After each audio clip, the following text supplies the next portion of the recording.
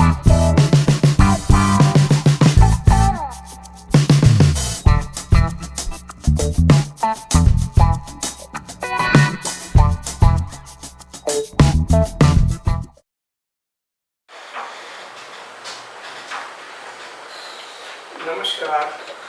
मैं संजय भारद्वाज, इंडिया अनमोल कार्यक्रम आपकी बात हमारे साथ में आपका स्वागत करता हूँ। आज हम आपकी मुलाकात करवा रहे हैं मेरा भाईंदर की नगर सेविका नीला सोंस जी। नीला जी, आपकी बात हमारे साथ में आपका स्वागत है।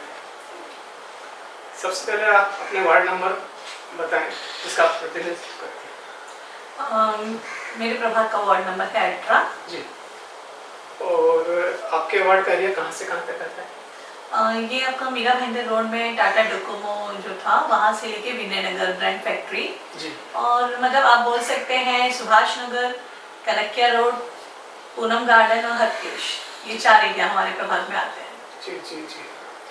आप अपने क्षेत्र में किन किन समस्याओं को प्रमुख मानते हैं और जिनका समाधान आप सबसे पहले करना चाहिए? मेरे क्षेत्र में मैं ये कहूँगी जनता की हर समस्या, जनता जो समस्या लेके आए मेरे लिए वो प्रमुख होती है।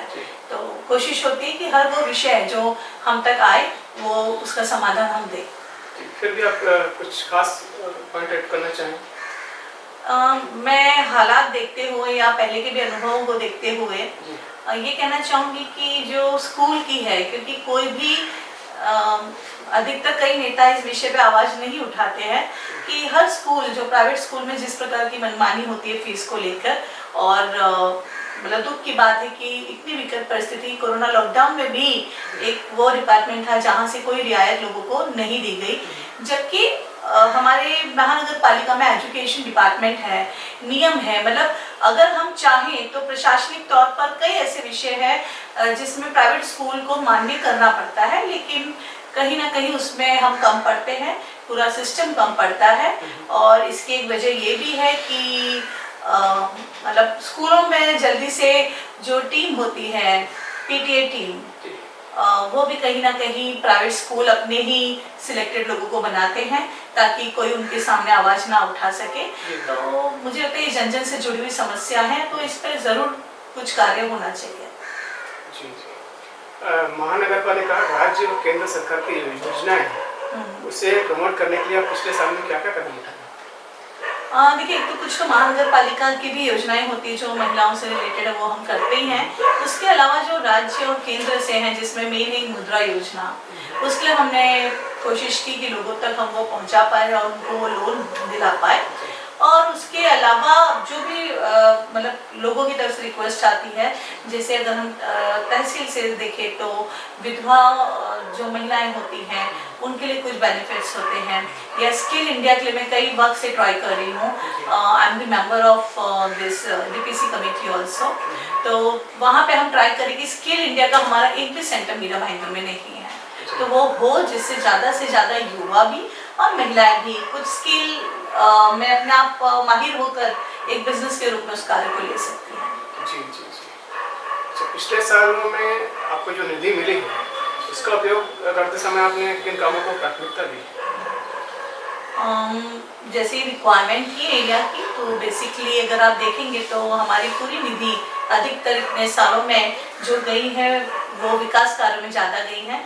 हमने 3 गार्डन डेवलप किए जिसमें बच्चों के लिए जो खेलकूद के उपकरण हैं या स्वास्थ्य की दृष्टि से व्यायाम के उपकरण हैं वो लगवाए हैं। हमारे अभी की निधि में पूरा आपके कैमरा हमने लगाए, क्योंकि एरिया में इट इज़ वेरी इंपॉर्टेंट कि हम सेफ्टी मेजर्स का ध्यान रखें, तो कैमराज हमने लगवाए हैं। मतलब प्रोसेस में है कैमरा, सर काम ऑलरेडी पास हुआ है। तो अधिकतर जैसी ज़रूरत की एरिया की ज़रूरत देखकर हमने उस काम में उस निधि का उपयोग किया है। अच्छा, आपने अपने कार्यकाल के दौरान महासभा में किन किन मामलों को उठाया है और उसमें कितनी सफलता आपको मिली? मैं ये कह सकती हूँ कि आवाज़ उठाई है और उस पर अभी भी मैं कार्य कर रही हूँ।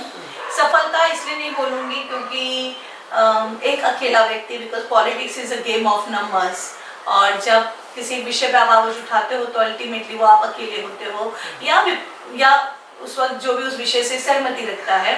तो कुछ विषय है जहाँ पे आरक्षण का दुरुपयोग हो रहा है, और आरक्षण जो होता है वो जनता के हक की जगह होती है, और उसका दुरुपयोग अगर हो रहा है और जनता का हक उनसे छीना जा रहा है, तो ऐसे विषय पे मेरी आवाज मैं हमेशा बुलंद करती हूँ। जी जी, मेरा भाईंदर के नागरिकों को आए दिन पानी की समस्या का सामना करना पड़ता है, क्योंकि बड़े बड़े वादे हुए थे, लेकिन वो वादे कहाँ गए, ये आप बेहतर बता सकते हैं। और ये हम लोगों से जुड़ी बुनियादी समस्या है, आप इसे किस तरह से हल करते हैं? सी एज अ कॉर्पोरेटर, अगर मैं एक नगर सेविका के रूप में बोलूं, तो हमारे क्षेत्र में जहाँ पानी की कमी होती है, कभी फोर्स कंप्लीट इनकम्प्लीट मतलब कम हो रहा है, तो हम उसको सॉल्व करने की कोशिश करते हैं और पाइप लाइन 1 इंच से 4 इंच में हेल्प करा देते हैं। या हमारे कनेक्टिया में भी न्यू पानी की टंकी बनाई गई है, जिससे भी न्यू कनेक्टिविटी शुरू होगी। लेकिन जो पानी अल्टीमेटली पानी मीरा भाईंदर में आएगा तो मैं अपने प्रभाग में उस चीज को दे पाऊंगी। कितने भी पाइपलाइन लग जाए, कितनी भी पानी की टंकी बन जाए, end of the day then we are depend कि आपको पानी कितना एमएलडी आ रहा है। तो इन दैट केस जो प्रोमिसेस हैं, definitely as being a corporator तो मैं स्मॉल स्केल में अपनी कोशिश करती हूँ, बट जो 75 एमएलडी पानी आया था वो तो ऑलरेडी है ही, लेकिन बाकी का जो पास हुआ है वो अंडर पाइपलाइन है। तो I think it will take, मतलब सूर्या डैम से लाना है तो एक पूरा प्रोसेस होता है और एक टाइम होता है। और मैं एक बात जरूर कहना चाहूंगी कि जैसे हमारे प्रभाग में हम काम करते हैं, अधिकतर आप मेरे फेसबुक प्रोफाइल में भी अगर जाएंगे या हमारे काम की डिटेल्स देखेंगे जिसमें हम डालते हैं, शायद ही कोई 1 या 2 जगह किसी पॉलिटिकल रीजन से, शायद या किसी टेक्निकल रीजन से हमने ओपनिंग की होगी। मैं हमेशा काम करने के बाद पब्लिक को बुलाती हूँ और ओपनिंग करवाती हूँ। ये मेरा अपना एक बेसिक पर्सनल व्यक्तिगत तरीका है काम करने का। लेकिन यहाँ क्योंकि 75 एमएलडी के बाद सूर्य डैम का काम चल रहा है, तो लोग बैनर पे इतनी साल पहले देख लेते हैं कि वो वेटिंग पीरियड में जो आने वाली चीज है उसकी भी खुशी नहीं रहती, क्योंकि हम कार्य को पेपर वर्क कंप्लीट होने से पहले ही इतना प्रचार कर देते हैं कि ऐसा लगता है कि आज ही से कल से पानी आ जाएगा। तो ये कहीं ना कहीं मुझे लगता है सही समय पे लोगों तक जानकारी देनी चाहिए। एडवांस में जानकारी देने से कई बार ये बाउंस बैक करता है। तो आई कैन से कि पानी आएगा, मीरा भाईंदर की समस्या है, इसमें मैं पूरी तरीके से सहमत हूँ। और क्योंकि मीरा भाईंदर इतना फास्ट डेवलप भी हो रहा है, इतनी ज्यादा बिल्डिंगें हमारे मीरा भाईंदर में बन रही है, which is one of the plus point, क्योंकि जितना ज्यादा डेवलपमेंट होगा, जितनी ज्यादा पब्लिक आएगी, उतनी हमारी मीरा भाईंदर की डिमांड बढ़ेगी। तो उसके कारण पानी की कमी है। लेकिन जो सूर्य डैम से प्रोजेक्ट चालू है वो मुझे लगता है 1.5 से 2 साल में कंप्लीट होना चाहिए, क्योंकि वादा तो 24 घंटे पानी का है। हाँ, तो कंप्लीट हो जाएगा। तो I hope so that will be for 24 hours. अच्छा, बरसात के दिनों में सड़कों पर जलभराव की समस्या बेहद आम होती है, आप लोगों को इस बड़ी समस्या से कैसे निजात दिलाएंगे? सी मेरे प्रभाग में भी ये समस्या कुछ क्षेत्रों में है और बहुत ज़्यादा है। और द रीज़न इज़ दैट कि जो हमने भी उस पर वर्किंग की थी कमिश्नर जी को लेके, तो लो लाइन एरिया जहाँ है, जहाँ लो लाइन एरिया है वहाँ पर ये प्रॉब्लम है। उससे रिलेटेड अभी घोड़बंदर में काम चालू हो रहा है कि कनेक्टिविटी ज़्यादा से ज़्यादा मतलब क्रिएट किया जाए, जिससे पानी ज़्यादा से ज़्यादा खाड़ी से कनेक्ट हो पाए। तो वो काम चालू है। तो मुझे लगता है आने वाले 1-1.5 साल के अंदर बहुत राहत मिलेगी। जहाँ जहाँ हमारे जैसे सुंदरनगर हमारे कॉम्प्लेक्स है, वहाँ पानी भराव की समस्या थी तो उसको सॉल्व किया गया। जहाँ समस्याएं हैं, जहाँ ऑटोमेटिक मतलब जल्द ही निदान हो सकता है, उसको हमने कोशिश की है। जिनके लिए एक लंबा प्रोसीजर है, जिनका एक बड़ा काम है, वो घोड़बंदर से चालू है। और मुझे लगता है सिल्वर सरिता एरिया हो गया, पूजा पार्क एरिया हो गया, ये सारे एरिया में लो लाइन एरिया होने के कारण काम चालू है। थोड़ा राहत मिलेगी आने वाले समय पर। जी जी। अच्छा, एक और समस्या है जो कि बारिश के दिनों में होती है, वो है खुली गटर और नालों से लोगों को बहुत परेशानी होती है, तो खतरा भी बहुत ज़्यादा हो जाता है इस दौरान। आप इस गंभीर समस्या का समाधान कैसे देखते हैं? लकीली ना प्रभाग कोई खुली गटर नहीं है, कोई खुला नाला नहीं है एक्सेप्ट ड्यू वन, और उस पर हम वर्क कर रहे हैं।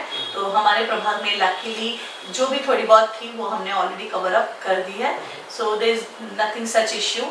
इनफैक्ट मैं आपको बताना चाहूँगी कि हमारे प्रभाग में एक पूरे गटर को हमने जॉगर्स ट्रैक में कन्वर्ट किया है। तो it's a very good concept कि वेस्ट आउट ऑफ बेस्ट, मतलब वो जो गटर है उसको लादी करके मतलब चारों तरफ हरियाली करके मतलब उसका वर्किंग चालू है। और आज भी वहाँ पर अच्छे मतलब आई कैन से एक दिन में 200-250 लोगों का डेली जॉगर्स ट्रैक पे आना होता है।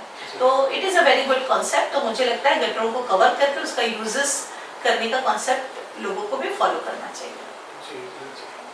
इससे आज देश हाईटेक हो रहा है, ऐसे में क्या महानगर पालिका द्वारा अपनाए जाने वाले सफाई के पुराने तौर तरीकों से खुश हैं या इसके बारे में कुछ सुझाव देना चाहिए? And definitely improvement is required. मतलब बहुत सी चीज़ें हैं जहाँ इम्प्रोवाइज कर सकते हैं तो करना चाहिए। और बहुत कुछ है, जैसे अभी रिसेंट चेंज आया है वो तो मतलब वो जो रिसेंट चेंज है उससे थोड़ा पैसे की बचत आप बोल सकते हो कि अभी महानगर पालिका के पास खुद के अपने डंपर्स और ये सारी चीज़ें होंगी आने वाले समय पर। तो जिस मतलब ऑलरेडी आने मतलब कॉन्ट्रैक्टर्स से लेके खुद महानगर पालिका ने परचेज की है। तो वैसे ही और भी कई हाईटेक, जैसे हम अगर आप क्लीनिंग पार्ट में भी बोलें तो इट इज़ मतलब उससे मॉब नहीं, कई बार जगह पे मशीनरी से भी होती है जैसे मॉल में होती है वैसी नहीं, बट उससे अलग एक थोड़े इजी तरीके में कई ऐसे मॉडल्स हैं जो हम फॉलो कर सकते हैं। और अपार्ट फ्रॉम दैट जो गीला और सूखा कचरा का है तो वो एक जो प्लान्स हैं उस चीज़ को हम कैसे सोसाइटीज में प्रमोट करें कि वो उसको रिसाइकल कर सके, वो एक चीज़ भी प्रमोट होनी चाहिए। इसमें भी जागरूकता थोड़ी कम दिखाई दे रही है, इतना ज़्यादा प्रचार नहीं है, लोगों को समझाया भी इतना नहीं गया है। सी उसका रीज़न ये भी है कि नागरिकों को कई बार ये होता है कि आप हमें बता रहे हो सूखा कचरा गीला कचरा, बट जब वो कचरे की गाड़ी आती है तो वो इतनी कम होती है कि दोनों मिक्स हो जाती है। तो समटाइम क्या होता है, I mean it is action and reaction. अगर हम वो चीज़ सिस्टमेटिक प्रोवाइड करते हैं तो सामने वाला भी सिस्टमेटिक उसको फॉलो करता है। तो ऐसा नहीं है कि 100% नहीं हो रहा है। अभी तो प्रशासन थोड़ा सख्त भी हुआ है कि अगर वो नहीं फॉलो करते तो नहीं लेके जाते, बट कुछ कमियां हमारे प्रशासन में भी अभी तक है जिसको as a set the man power के साथ बढ़ाना ही है। बट उसके साथ साथ वो जो हाईटेक गाड़ियां हैं वो सारी गाड़ियों को भी उनको इम्प्रोवाइज करना पड़ेगा ताकि चीज़ें सिस्टमेटिक हो। कब तक हो सकती है? आई थिंक अभी कोरोना के कारण कई फाइनेंशियल, मुझे लगता है महानगर पालिका वैसे ही माइनस में है और भी अप एंड डाउन हुई है, बट आने वाले एक साल में मुझे लगता है इम्प्रोवाइज हो जाएगी। जी बिल्कुल। महानगर पालिका में आए दिन घोटाले सुनने को मिलते हैं और ये बहुत आम हो गए हैं, और आप इस भ्रष्टाचार को नियंत्रण में लाने के लिए क्या सुझाव देना चाहिए? आई विल से कि मतलब कटु सत्य है, मतलब चीज़ें हैं और सिर्फ ये होता है कि ये बातें होती हैं, बातें होने के बाद उसे एक राजनीतिक रंग दे दिया जाता है, बट विषय की गहराई तक कोई जाना नहीं चाहता। और सामने भी अगर हम ये बोले कि जो मतलब बोलते हैं पूरा ध्यान रखते हैं, वो भी सोचते हो कि कोई पॉलिटिकल रंग है। मतलब किसी विषय की गंभीरता को अगर खत्म करना है तो उसे एक राजनीतिक रूप दे दो तो विषय की गंभीरता खत्म हो जाती है। तो मुझे लगता है विषयों को, जिन विषयों को गंभीरता से लेना चाहिए तब राजनीति से हटकर सबको एकजुट होकर लड़ना चाहिए। तो उस चीज़ की कमी है, लोगों में जितनी जागरूकता आएगी। मैं जनता से भी कहना चाहूँगी कि जितने जागरूकता के साथ वो जब वोट करते हैं, वोट करने के बाद एक वोट जो होता है वो बहुत बड़ा शस्त्र होता है, वो एक बहुत बड़ा पावर देता है। जनप्रतिनिधि को बोलो या उससे भी बड़े पदाधिकारियों को बोलो, एक पावर देता है जो आपके हिस्से के डिसीजन लेता है। तो पावर देने के बाद अगर आपको कहीं लगता है कि वो गलत कर रहे हैं तो प्लीज सवाल कीजिए, अपनी आवाज बुलंद कीजिए। वो नहीं करते, जनता 5 साल, नो डाउट 5 साल के बाद वो अपना डिसीजन देते हैं, लेकिन सब लोग ही मूक दर्शक बनेंगे। तो मतलब कहीं ना कहीं बीच में बोलना जरूरी है, क्योंकि जब बीच में आवाज उठेगी तो लोगों में जहाँ कोई अगर गलत भी कर रहा है तो वो अपने कदम रोकेगा। तो आई बिलीव कि विषयों को गंभीरता से एकजुट होकर लेना जरूरी है ताकि भ्रष्टाचार पर लगाम आए। तो आम जनता किनके पास है, आपके पास है? एवरीबडी हैज देयर ओन मतलब जनप्रतिनिधि। मैं ये कहना भी चाहूंगी कि सिर्फ अपने प्रभाग तक हम काम के लिए सीमित नहीं रहते। जिसका जितना जनसंपर्क होता है, जो जिसको जहाँ से फोन करता है उस काम के लिए हम कटिबद्ध रहते हैं। तो डेफिनेटली अगर कोई ऐसा विषय है जहाँ हमको लगता है कि मैं हेल्प कर सकती हूँ या मेरी आवाज बुलंद करने से वो विषय को कोई आयाम मिल सकता है, तो definitely I will be there. आपके क्षेत्र में हॉकर सिटिंग की कितनी प्रॉब्लम है? और उन्हें व्यवस्थित करने के लिए आप क्या उपाय सोचते हैं? उपाय अगर हम बोले तो बहुत अच्छा उपाय ऑलरेडी खोजा है, वो है स्थायी मार्केट का। मतलब परमानेंट मार्केट अगर हम हर क्षेत्र में बनाएं या जहां हमारे पास महानगर पालिका पर जगह है वहां बनाएं, तो एक तो फेरी वालों के साथ न्याय होता है कि उनको एक परमानेंट जगह मिलती है, और नागरिकों के साथ न्याय होता है कि रोड खाली मिलते हैं और उनको एक व्यवस्था, सुव्यवस्थित व्यवस्था मिलती है। तो वो होना चाहिए। ऑलरेडी ऐसे कुछ मार्केट बने हैं, सिर्फ उसमें एक बहुत बड़ा माइनस पॉइंट है और डेफिनेटली मैं उस चीज पे काम कर रही हूँ। आपको आने वाले समय पे उस विषय को देखने भी मिलेगा। उसमें एक बहुत बड़ा माइनस पॉइंट है कि वो मार्केट हमारी महानगर पालिका की जगह पे है, हार्डली 50 लाख की कॉस्ट पे बनती होगी और उसे बीओटी सिस्टम पर पे दे दिया जाता है। बीओटी सिस्टम मतलब बिल्ड ऑपरेट एंड ट्रांसफर। जब बिल्ड ऑपरेट एंड ट्रांसफर करके आप किसी कॉन्ट्रैक्टर को देते हो तो उस मार्केट से जो रेवेन्यू या फेरी वालों से जो रेवेन्यू पहले महानगर पालिका को जाता था, महानगर पालिका मतलब जनता के पास जाता है, वो रेवेन्यू जनता के काम आता है, वो रेवेन्यू अब किसी ठेकेदार के पास जाता है। तो ये एक बहुत ही गंभीर विषय है कि कार्य अच्छा है लेकिन मॉनिटरी उद्देश्य गलत है। तो डेफिनेटली स्थायी मार्केट होना चाहिए, दोनों को न्याय मिलना चाहिए, लेकिन सबसे ऊपर जनता है, तो जनता का पैसा महानगर पालिका में जो भी रेवेन्यू आता है वो जनता के हित में उपयोग होना चाहिए। आमतौर पर देखा जाता है जो मार्केट बनाए जाते हैं उन लोगों के लिए, वो ऐसी जगह पे बनाए जाते हैं जहाँ पब्लिक भी नहीं पहुँचती, उनका धंधा भी नहीं होता और बेचारे वो मेन मार्केट से हट के अपना धंधा को खोलते हैं। इसके लिए आप क्या सोचते हैं? देखिए नॉर्मली तो अगर ऐसे मार्केट हैं तो वो खाली पड़े हैं, बिलीव मी। अगर वहाँ पब्लिक नहीं पहुँचती है तो वहाँ फेरी वाले भी नहीं बैठते हैं, वो खंडर होके पड़े हैं। ऐसे मेरे पास एक दो एग्जांपल्स भी हैं। और फिर फेरी वाले भी वहीं बैठते हैं जहाँ जनता होती है। तो ये तो बोलते ना, मतलब आप रोक नहीं सकते हो। आप देखेंगे हमारे हर नुक्कड़ पे फेरी वाले होते हैं और जो नियम हाईकोर्ट ने बनाए हुए हैं उन नियमों को तोड़ते हुए भी होते हैं, लेकिन कहीं ना कहीं प्रशासन उसमें कम पड़ता है या उस चीज को अभी भी सिस्टम में नहीं बिठा पाया है। कई बार फेरी वालों के हक में और नागरिकों के हक में या उनके सुविधाओं को लेकर आवाज उठाई गई है, लेकिन अभी तक उसका मैंने जो बताया कि सिर्फ एक ही सुधार आया कि हमने मार्केट तो शुरू किए कुछ मार्केट, लेकिन अगेन उस मार्केट का जो मूल उद्देश्य है वो कहीं ना कहीं पैसे को लेकर भ्रष्टाचार का उद्देश्य है। जी जी जी। अच्छा, स्वास्थ्य और शिक्षा सुविधाओं के विकास के लिए आपके पास क्या योजना है? देखिए स्वास्थ्य के लिए तो जैसे कि हमारे मीरा भाईंदर में 2 ऑलरेडी महानगर पालिका के हॉस्पिटल हैं और आई विल डेफिनेटली अप्रिशिएट, मौका मिला है तो मैं अप्रिशिएट भी करूंगी कि कोविड काल में या अभी भी लगातार बहुत अच्छी तरीके से वहाँ पर कार्य हो रहा है। और डेफिनेटली महानगर पालिका में जितने आरोग्य केंद्र मीरा भाईंदर की पॉपुलेशन को ध्यान में रखते हुए जितने आरोग्य केंद्र हमारे क्षेत्र में होने चाहिए वो आज भी नहीं है, उसमें हम कम पड़ रहे हैं। तो आरोग्य केंद्र को शुरू करना चाहिए। कई ऐसी सामाजिक संस्थाएं हैं जिन्हें हम भी देखते हैं कि लोग खुद सारी सुविधाएं देते हैं, तो महानगर पालिका को वो सामाजिक संस्थाओं को बुलाकर उन्हें आरोग्य केंद्र चलाने के लिए जगह व्यवस्था करवानी चाहिए। जब सामाजिक संस्थाएं फ्री सर्विस देना चाहती है और महानगर पालिका के पास अगर जगह है तो इस कार्य को हम ज्यादा रूप से गति दे सकते हैं अगर हमारे पास मैन पावर कम पड़ता है तो मुझे लगता है वी शुड मतलब join hand with the NGOs. जी जी। आपने कोरोना काल की बात की, तो कोरोना संकट काल में लोगों को जो कठिनाइयाँ आई उसमें आपने किस तरह की मदद की लोगों की? देखिए मतलब वहाँ पर कोरोना टाइम पे जो सबसे पहली रिक्वायरमेंट थी लोगों की वो रिक्वायरमेंट थी कि बेसिक सुविधाएं, लोगों को नहीं पता था अब लाइफ कैसे चलने वाली है। बेसिक सुविधाएं जैसे लॉकडाउन हो गया, हम कहाँ से सब्जियां लें, कहाँ से राशन लें, जो बेसिक है दूध वाला कैसे आएगा। तो ये सारी बेसिक सुविधाओं को सोसाइटियों में उनके जो सेक्रेटरी चेयरमैन थे जो भी एक्टिवली काम कर रहे थे उनसे कोऑर्डिनेट करके लोगों तक पहुँचाने की कोशिश की।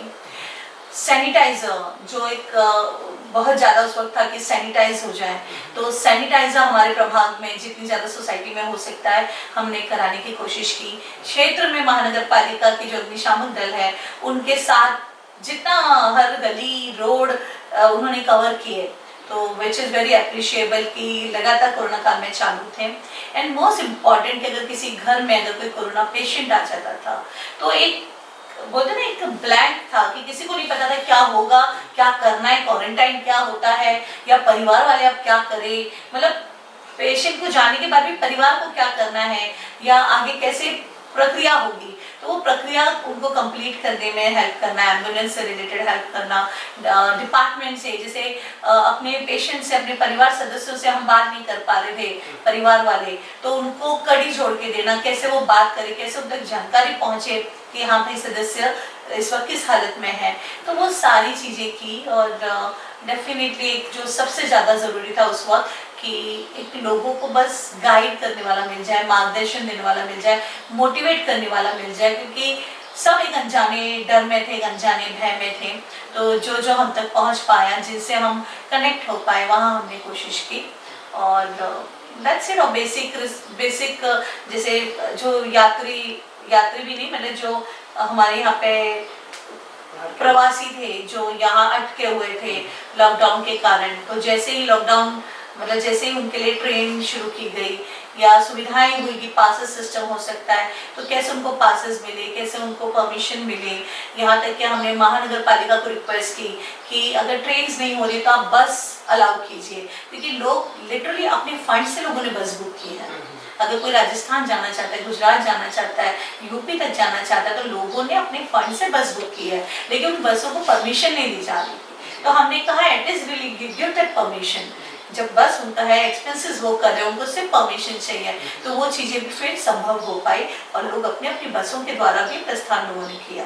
तो मतलब जो जैसी समस्या आई वैसी समस्या में हमसे जो बेटर हो सकता था हमने कोशिश की। वापस से दोबारा कोरोना का अटैक है और इस अटैक को कैसे झेलने की तैयारी आप लोगों की? See, I can say मतलब न्यूज़ द्वारा या जो आंकड़े हैं आंकड़ों द्वारा डेफिनेटली वो दिख रहा है, लेकिन पहले और अब में बहुत फर्क है, क्योंकि अब लोगों के अंदर भय नहीं है, लोग प्रिपेयर है। आप जब मेंटली प्रिपेयर होते हैं समस्याओं का सामना करने के लिए तो वो समस्याएं छोटी लगती हैं, तो लोग प्रिपेयर है। लेकिन मैं ये कहूँगी कि मेंटली प्रिपेयर रहिए, लेकिन थोड़ा सा डर रखिए ताकि प्रिकॉशन आज भी लोग मेंटेन करें। और आई थिंक क्योंकि हम वर्स्ट कोरोना काल से गुजर चुके हैं, तो डिपार्टमेंट बोले, प्रशासन बोले, पदाधिकारी बोले, हम बोले, जनता बोले, तो सब प्रिपेयर है उससे लड़ने के लिए। तो अच्छा, सड़कों पे गड्ढे से लोगों को बहुत मुसीबत होती है और पेचवर्क जो है ये समय का नहीं हो पाता है। इस काम में तेजी लाने के लिए आप क्या प्रयास करेंगे? नॉर्मली वार्षिक टेंडर होता है। गड्ढों की अगर समस्या किया जाए तो गड्ढों का वार्षिक टेंडर होता है। ये एक गड्ढे के लिए या बड़े गड्ढे के लिए आपको कोई टेंडर नहीं निकालना है, इसको सिर्फ आपको वार्षिक टेंडर जिससे दिया हुआ है वहाँ अधिकारी के थ्रू आपको काम ऑन द स्पॉट इंटीमेट करके काम करवाना है। तो मैं यही कहूँगी कि ये कोऑर्डिनेशन पे काम जल्द से जल्द हो सकता है। तो it is about the coordination, और गड्ढे ना हो उसके लिए काम की क्वालिटी पे कंट्रोल लाया जाए। अगर वार्षिक काम है तो उसमें क्वालिटी में कंट्रोल लाया जाए। अगर सीमेंटेड रोड है, जैसा कि हम बोलते हैं सीमेंटेड रोड कई साल चलते हैं, तो अगेन काम के दौरान उसकी क्वालिटी का पे पूरी पकड़ होनी चाहिए, जिससे वो काम अगर कर रहे तो परमानेंट सॉल्यूशन दे। एट इज ये नहीं कि हमने काम किया और एक साल में फिर से गड्ढे हो गए। तो control about the quality is very important. अब आपका कुछ राजनीतिक दृष्टि से हम आपसे कुछ क्वेश्चन करेंगे कि आपका राजनीतिक क्षेत्र में आना कैसे हुआ और किस तरह से आप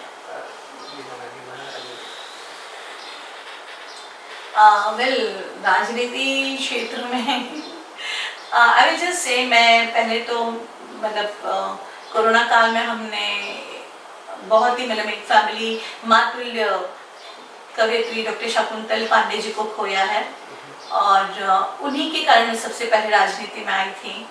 जब वो इलेक्शन में खड़ी हुई थी और हमारे पारिवारिक संबंध के कारण मैं आई थी, तब पहली बार मैंने अनुभव किया था राजनीति को और अच्छा लगा था कि ऐसा लग रहा था हाँ कुछ कर रहे हैं लोगों के लिए। लेकिन तब फिर काम मतलब लाइफ की जिंदगी की भागदौड़ में मैं व्यस्त रही। फिर वैसे ही जहाँ जहाँ जब जरूरत पड़ी वैसे मैं आई। सामाजिक और राजनीतिक तौर से मैं कई साल सक्रिय रही। लोगों का काम करके मुझे खुशी मिलती है, इसलिए मैं करती रही। लेकिन मैंने कभी नहीं सोचा था कि मैं इस सिस्टम का हिस्सा बनूंगी, और शायद मैं बनना भी नहीं चाहती थी। लेकिन कुछ परिस्थितियां ऐसी हुई, तब मुझे लगा कि I want to be in this system. मैं देखना चाहती हूँ कौन सा पावर है जो सर पे इतना चढ़ जाता है कि लोग अन्याय करने से पहले उनकी आत्मा नहीं कांपती। तो मैं इस सिस्टम में आई क्योंकि मैं कहीं ना कहीं पावर गेम की मैंने बहुत मतलब I have tolerate the power game उस हद तक कि लोग एक बच्चे को भी टारगेट कर सकते हैं। तो मैं इस सिस्टम में आई और मैंने 2017 में पहली बार में टिकट मैंने मांगा बीजेपी पार्टी से, जबकि मैं भारतीय जनता पार्टी में कई सालों से कार्यरत थी और मतलब जवाबदारी के साथ बड़ी जवाबदारी के साथ काम कर रही थी। लेकिन पहली बार मैंने एक कॉर्पोरेटर बन के कदम इस सिस्टम में लाना, क्योंकि मैं चाहती हूँ कि बोलते ना, if you hate something you can just sit in the house, watch the TV and क्रिप about it. आपसे उसके बारे में क्रिप करके, बुराई करके, या राजनीति में सब ऐसे ही होते हैं, बोल के कोई समाधान नहीं निकलता। You have to come in the system and fight it out. तो मैं उस सिस्टम में आई ताकि मैं उस सिस्टम में रह के उस सिस्टम को बदलने की कोशिश कर सकूं। कितनी कामयाब होंगी वो जनता पर है, मेरे हाथ में सिर्फ मेरी कोशिश है। कामयाब बनाना हमेशा जनता के हाथ में है। So that's the reason I am in politics. जी जी। अच्छा, आपके राजनीतिक गुरु कौन है और आप अपना प्रेरणा स्रोत क्या मानते हैं? मैं अपना प्रेरणा स्रोत लोगों को मानती हूँ। मैं जिससे भी मिलती हूँ कुछ ना कुछ सीखा है मैंने। मैं हमेशा से कंटिन्यू वर्किंग वुमेन रही हूँ। आप कह सकते हैं 18 साल की उम्र से कंटिन्यू। तो हमेशा लोगों से कुछ ना कुछ सीखती रही, लोगों के बीच में काम करते हुए मुझे हमेशा अच्छा लगा। तो मुझे हर एक से कुछ सीखने मिला। And I believe everybody inspire you. आप हर काम से कुछ सीखते हैं, कुछ लोगों की ज़िंदगी से इंस्पायर होते हैं, कुछ घटनाओं से इंस्पायर होते हैं। तो आई बिलीव हर व्यक्ति कहीं ना कहीं कुछ सिखा के ही गया है। तो गुरु सभी को मानती हूँ, किसी एक स्पेसिफिक पर्सन का नाम मैं नहीं ले पाऊंगी। तो दैट्स इट, एवरीबडी इज प्रेरणा स्रोत। जी जी। अब राजनीति और अन्य कामों के बीच समन्वय और तालमेल कैसे लें? I think that womens are blessed. महिलाएं को भगवान ने मल्टीटास्किंग बनाया हुआ है, तो वो पॉसिबल हो जाता है। और जब आप किसी चीज़ को एंजॉय करते हैं, जब आपको कोई काम करके खुद की खुशी मिलती है, तो फिर मुझे लगता है उसमें आप कितना भी वक्त दे सकते हैं। जी। आप अपनी सोच को किस तरह से अन्य राज्यों से अलग मानते हैं? I don't know, I mean ये तो फिर लोग बताएंगे कि मैं अलग कैसे हूँ। मैं सिर्फ ये कुछ जानती सोचा हूँ। जरूर होगा, क्योंकि जब सोचा होगा तो नहीं ये ठीक नहीं हो रहा है, मुझे इससे अलग कुछ करना है। तो क्या आपने अलग सोचा कि मुझे पॉलिटिक्स में आना चाहिए जो बाकी नहीं कर पा रहे? See, as I said, I came in politics because I want to change the system, which people say कि क्रांतिकारी लोग सूली पे चढ़ते हैं, रूल नहीं करते हैं। एंड आई ऑलवेज से कि मैं रूल करना भी नहीं चाहती हूँ, क्योंकि मेरा नेचर वैसे भी रूलिंग नहीं है, मेरा नेचर सर्विंग है। तो आई वांट टू सर्व। तो बस मेरी सोच यही है कि मैं कुछ चाहती नहीं हूँ, यही मेरी सोच है। तो आई थिंक ये भी अपने आप में एक अलग सोच है कि आप कुछ लेने की सोच से नहीं आ रहे हैं। हाँ, डेफिनेटली मेरे को जो मिलता है वो सबसे बड़ी चीज़ है, द हैप्पीनेस। तो वो जो खुशी मुझे मिलती है वो एक चीज़ है जिसके लिए मैं आती हूँ। तो I think that keeps me busy, that keeps me alive and I am happy. तो ये एक चीज़ अलग हो सकती है मुझ में। जी जी जी। अच्छा, लोग कहते हैं कि वर्तमान राजनीतिक काम में कम और पैसे में ज़्यादा निर्भर करती है। आपका इसके बारे में क्या विचार है? मैं यही बोल रही हूँ, या मेजोरिटी आप बोल सकते हैं। अच्छा। क्योंकि एज आई सेड कि मेजोरिटी आप बोल सकते हैं, इसलिए तो हम बोलते हैं कि इट इज़ फुल ऑफ भ्रष्टाचार और समथिंग। तो डेफिनेटली कुछ हद तक ये बातें सही हैं, और इसका रीज़न ये भी है कि जो अच्छे लोग हैं, जो सामाजिक लोग हैं, आज आप देखिए सामाजिक संस्थाओं में जो लोग हैं, जो जो सर्व करते हैं सोसाइटी को, जो अपनी जेब में पैसा निकाल के भी लोगों के लिए हेल्प करते हैं। आज कोरोना काल में हमने अनेक सामाजिक संस्थाओं को देखा है जो कार्य कर रहे थे, लेकिन जब उनसे कहा जाता है कि आइए राजनीति के मन से आप ये सेवा शुरू करिए, क्योंकि मतलब आप राजनीति के मन से आओगे तो आप और ज्यादा कर सकते हैं। एक सामाजिक संस्था 2 दिन करेगी, 4 दिन करेगी, एक लिमिटेशन होती है। बट जब आपको वही राजनीतिक मन से वो जनता के फंड को एक ईमानदारी के साथ करना है, तो अच्छे लोगों को अगेन याद आता नहीं, राजनीति मतलब नहीं, हमें राजनीति में नहीं जाना। मतलब आज भी उतने नहीं आ पाती जो एक क्लियर बोलते ना, एक क्लियर माइंड रखे, क्लियर कॉन्सेप्ट रखे कि हम क्या करना चाहते हैं। तो वो क्लियरिटी मिसिंग है, उद्देश्य लोगों के मिसिंग है। तो और अच्छे सामाजिक लोगों को आगे आना चाहिए। राजनीतिक मंच पे जितने अच्छे और सामाजिक लोग आएंगे, मुझे लगता है उतना इसका एक क्या बोलते हैं, शुद्धिकरण होगा।